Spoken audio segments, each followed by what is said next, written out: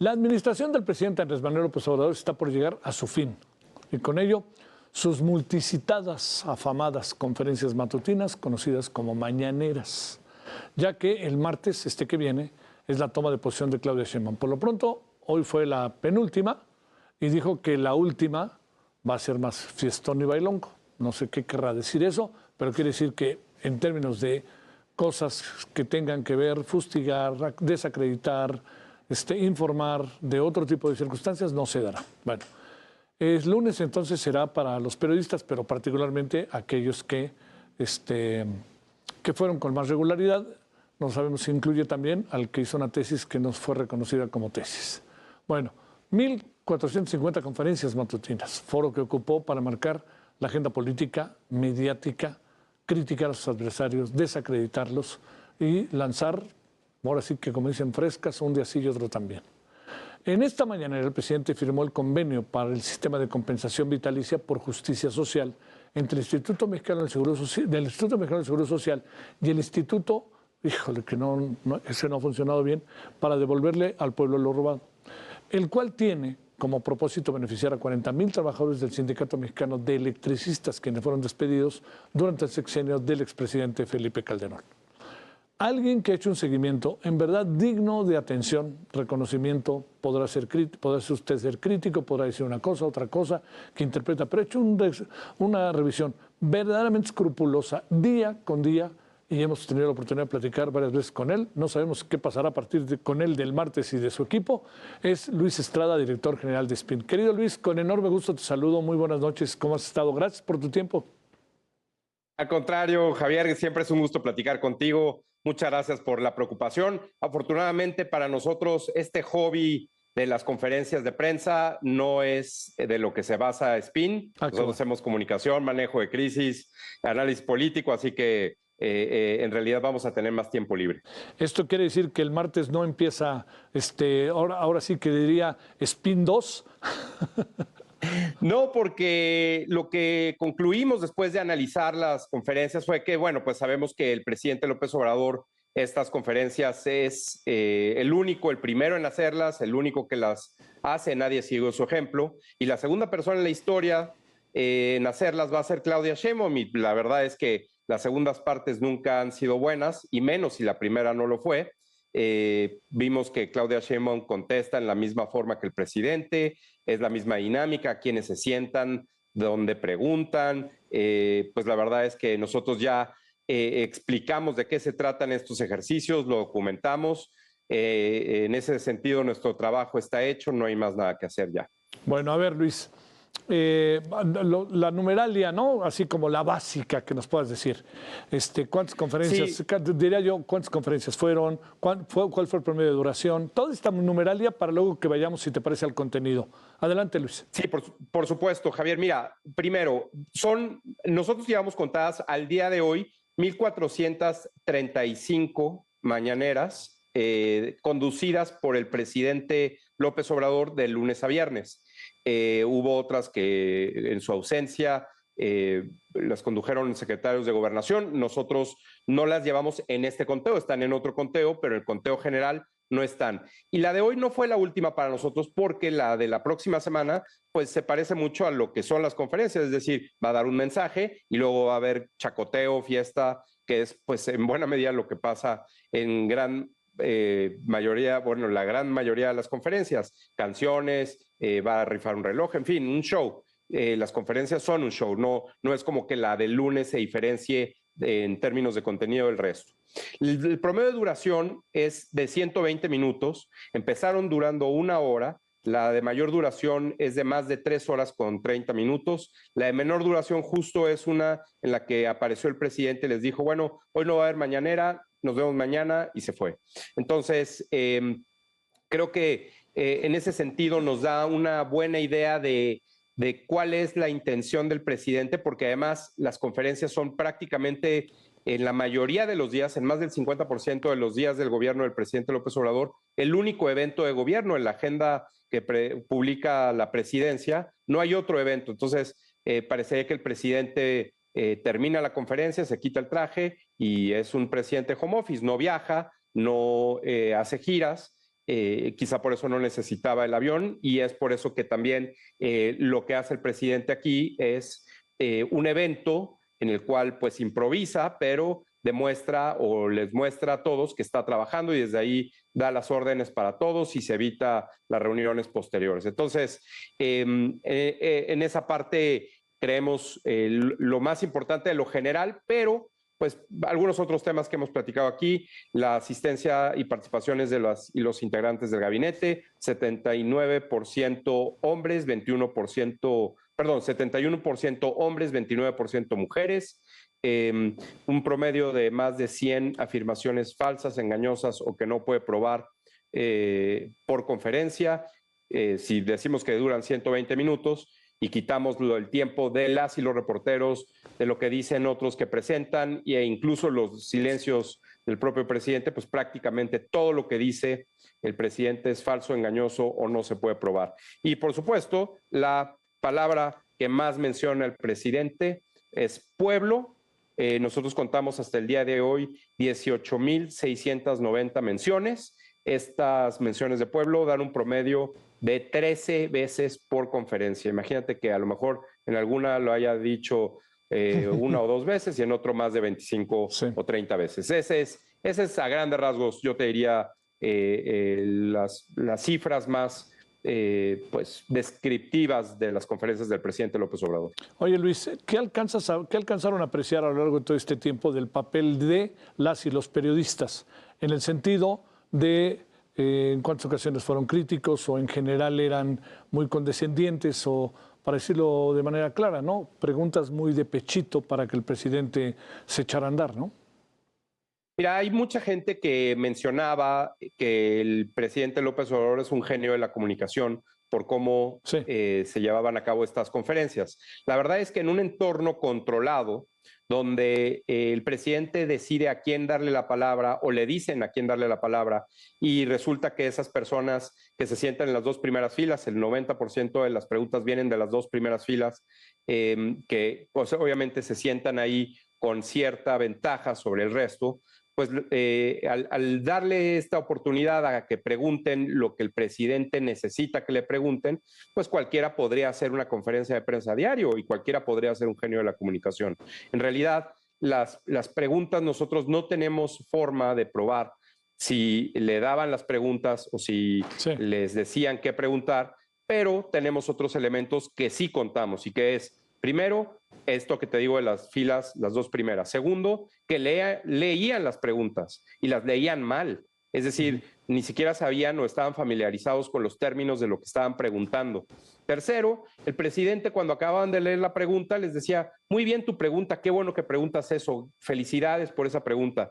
Es decir, todo armado para que el presidente pudiera escabullirse, no solo de responder las preguntas difíciles, sino simplemente de no hablar de los temas complicados. Un ejemplo, y con esto termino, es la conferencia al día posterior de la fallida captura de Ovidio Guzmán, donde pues el presidente dijo que él había después dado la orden, en fin. La primera pregunta que le hicieron, a pesar de ser el tema de la coyuntura, ser primera plana en todos los periódicos, el presidente le preguntaron sobre el béisbol. Esa fue la primera pregunta, cómo iba el plan del béisbol. Ahí te das cuenta que el objetivo de esos personajes no era hacer una conferencia de prensa y tampoco, por supuesto, el objetivo del presidente López Obrador no es un evento, no es una herramienta de comunicación que informe, transparente o rinda cuentas, sino es un vehículo de propaganda pura y dura.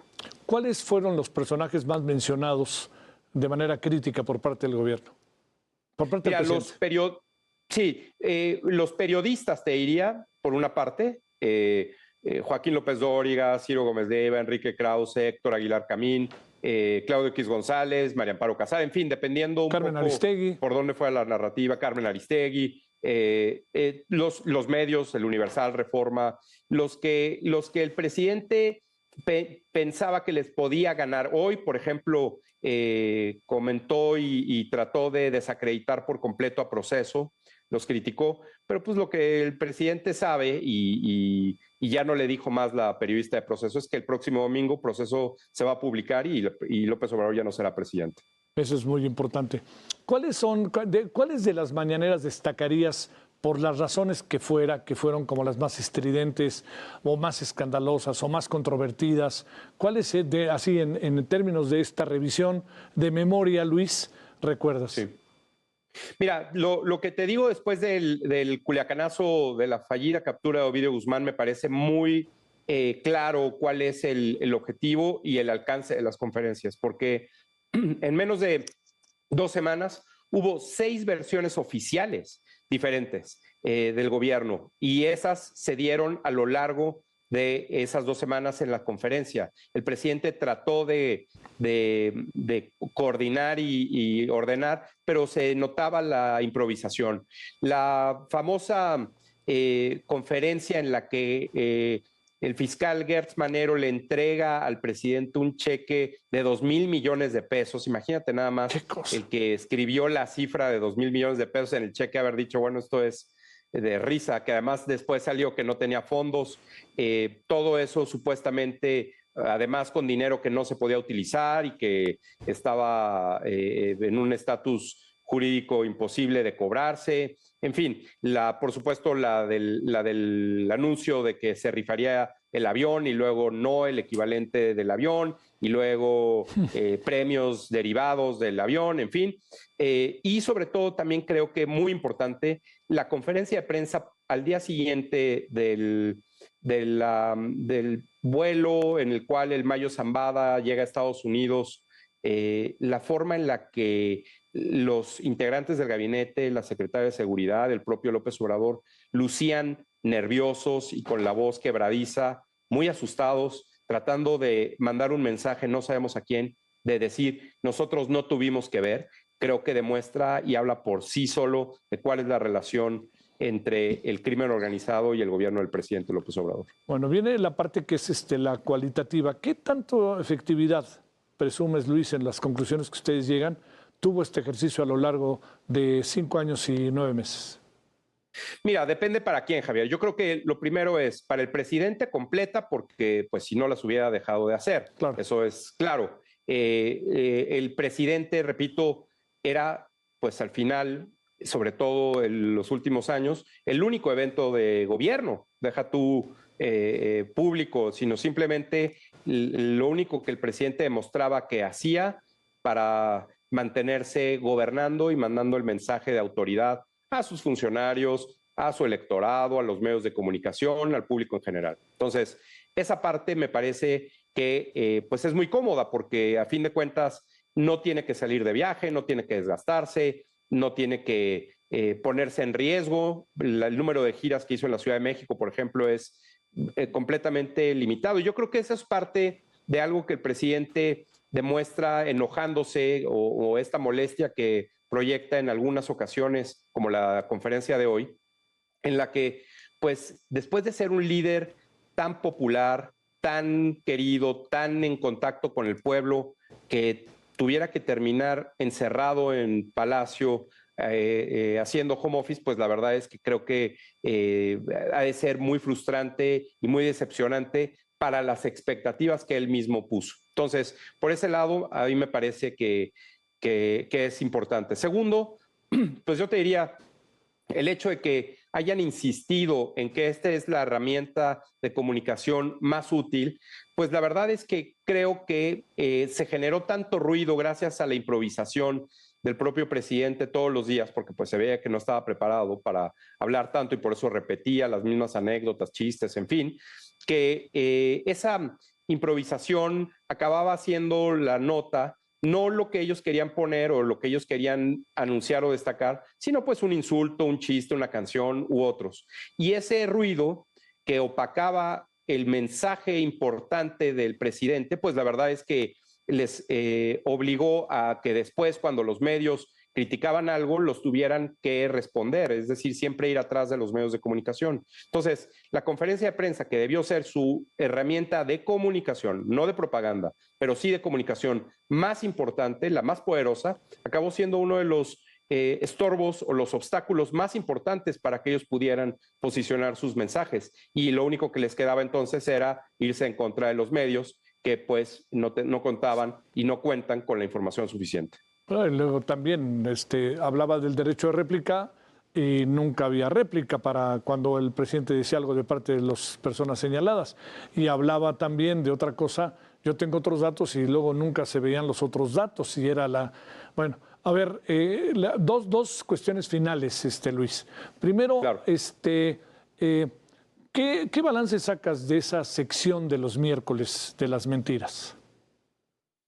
Mira, el arrecio del presidente en contra de los medios de comunicación serios, con patrocinadores, con audiencias, comienza después de la elección intermedia de 2021, donde el resultado, como en todas las elecciones intermedias, fue desfavorable para el presidente y su partido. La forma en la que el presidente y su equipo configuraron que debía ser la alternativa era irse en contra de la verdad publicada en contra de su gobierno. Es decir, atacar a la información que era verificada por los medios de comunicación que tienen en juego su audiencia y su reputación y por tanto su existencia, para decir con cosas que no podía probar que mentían. Y el mejor ejemplo de que el presidente no ponía la agenda, nunca la puso, sino que el presidente iba detrás de los medios de comunicación, es justo esta sección de los miércoles del quienes quieren las mentiras. Porque si el presidente pusiera la agenda, él no tendría que preocuparse por el control de los temas en los medios de comunicación. Y la verdad es que no tenían la suficiente información o los resultados o el desempeño o la responsabilidad para poder cumplir con las expectativas que ellos mismos pusieron.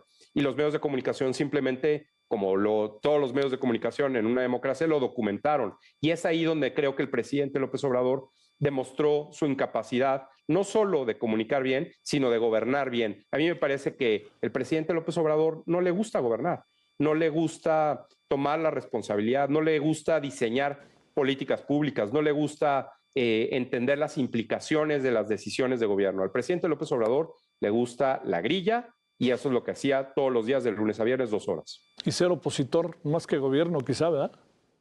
Claro, por supuesto. Y ser opositor está hablando todo el tiempo del pasado, ¿no? Cuando tuvo esta gran oportunidad de hacer tanto por México que lo necesita, ¿no? Oye, y por último, ¿no crees que sea muy diferente con Claudia o por lo menos durante un buen tiempo será similar? ¿Qué piensas? ¿Cuál es tu visión del asunto, tu perspectiva? Pues mira, anunciaron que va a ser igual.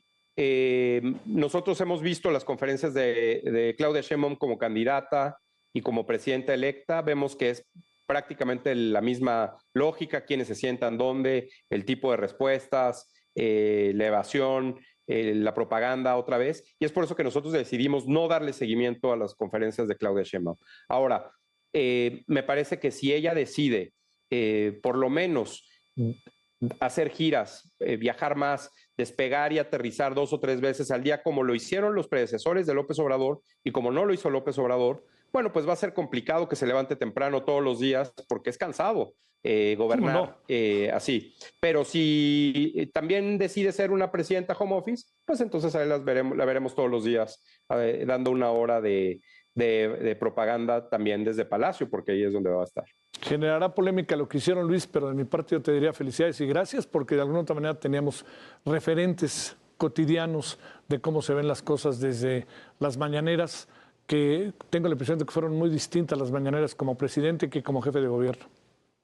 Sin duda alguna, el ciclo noticioso es diferente, todo ha cambiado. La verdad es que el presidente no ajustó ni siquiera la hora, que es la más complicada para cualquier persona de 7 a 9 de la mañana, asumiendo que pues, las conferencias podrían ser en cualquier momento del día, dado que el ciclo es permanente. Pero bueno, por supuesto, te agradecemos todo el equipo de Spin, todas las oportunidades y todas las pláticas que hemos tenido, Javier. Oye, ¿habrá tenido audiencia o no habrá tenido audiencia las mañaneras? Pues mira, nosotros lo que vimos en Facebook, el presidente tiene más de 10 millones de seguidores, es la red social con más seguidores que tiene el presidente, más que X y otras, y la audiencia ahí de las conferencias es de menos del 1% de sus seguidores. Te mando un gran abrazo, Luis, y el agradecimiento. Gracias. Al contrario, Javier, muchas gracias a ti. Muy buenas noches a todas y a todos. Gracias.